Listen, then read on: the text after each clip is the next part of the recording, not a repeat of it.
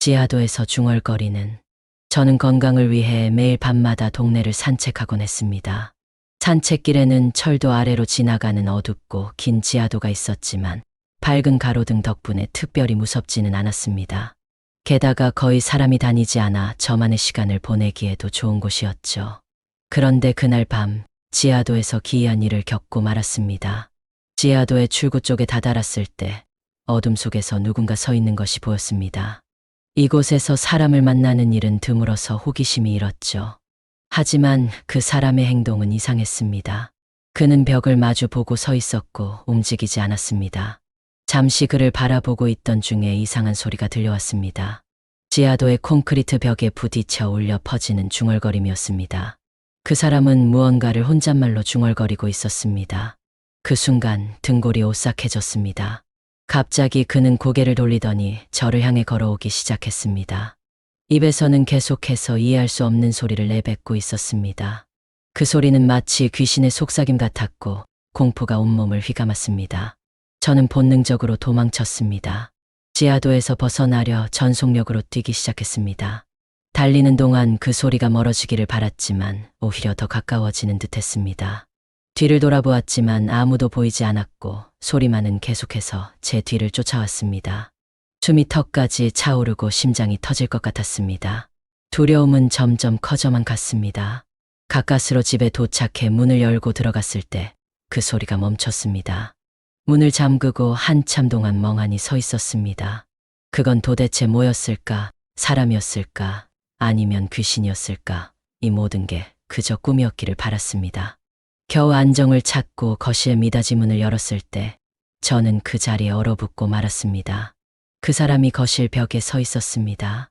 벽에 이마를 대고 지하도에서처럼 중얼거리고 있었습니다. 공포가 심장을 조이고 머릿속이 하얗게 질렸습니다. 저는 현관문을 열고 다시 뛰쳐나왔습니다. 근처 편의점으로 달려가 친구에게 전화를 걸었습니다. 귀신인지 사람인지 모를 무언가에게 쫓기고 있어. 제발, 너무 무서워. 친구에게 상황을 설명하자 그는 믿기 어렵다는 표정이었지만 겁에 질린 제 모습을 보고 믿어주었습니다. 친구는 혹시 스토커나 정신이상자가 아닐까 걱정하며 경찰에 신고하자고 했습니다. 그 말이 더 현실적이라고 생각되어 저는 경찰에 신고하기로 했습니다. 경찰과 함께 집으로 돌아왔지만 집 안은 텅 비어 있었습니다. 경찰은 순찰을 강화하겠다고 했고 친구는 불안해하는 저를 위해 그날 밤 함께 있기로 했습니다. 그날 밤 저는 피곤했지만 쉽게 잠들 수 없었습니다. 그런데 깊은 밤중에 깨어나고 말았습니다. 물을 마시려고 부엌으로 향했는데 친구가 자고 있어야 할 자리가 비어 있었습니다. 어디로 간 걸까요? 혹시 또 그 끔찍한 일이 벌어진 걸까요? 주위를 둘러보던 저는 친구가 방 한쪽에서 서 있는 것을 발견했습니다. 그는 방 안에서 벽에 이마를 대고 서 있었습니다. 지하도에서 만난 그 사람처럼 중얼거리고 있었습니다. 그 순간 다시 한번 공포가 몰려왔습니다. 저는 친구를 두고 또다시 밖으로 도망쳤습니다. 친구를 두고 가는 것이 너무나 미안했지만 공포는 그 미안함을 압도했습니다.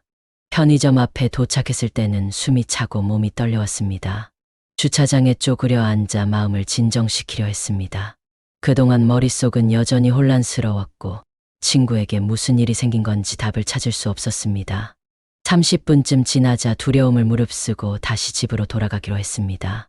집으로 가는 내내 끔찍한 상상들이 머릿속을 떠나지 않았습니다.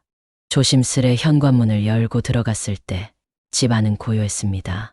친구의 이름을 불러봤지만 아무런 대답이 없었습니다. 큰맘 먹고 안으로 들어가 보니 친구는 아무 일도 없었던 듯 가볍게 코를 골며 자고 있었습니다. 아까 있었던 일들이 전부 꿈이었나 싶어 눈물이 났습니다. 안심하니 갑자기 졸음이 밀려와 다시 잠이 들었습니다. 다음 날 아침 친구는 이미 일어나 있었습니다.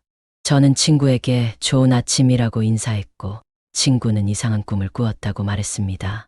꿈속에서 나는 콘크리트 벽에 이마를 대고 서 있었어. 다음, 이나 빨리 같은 말을 계속 중얼거렸지. 그러다 누군가가 다가오는 소리가 들렸어. 아마 어젯밤 내가 했던 얘기 때문인 것 같아. 친구는 장난스럽게 웃으며 말했습니다. 하지만 저는 웃을 수 없었습니다. 친구에게는 그저 이상한 사람에게 쫓겼다고만 말했지. 벽에 이마를 대고 있었다는 이야기는 전혀 하지 않았으니까요.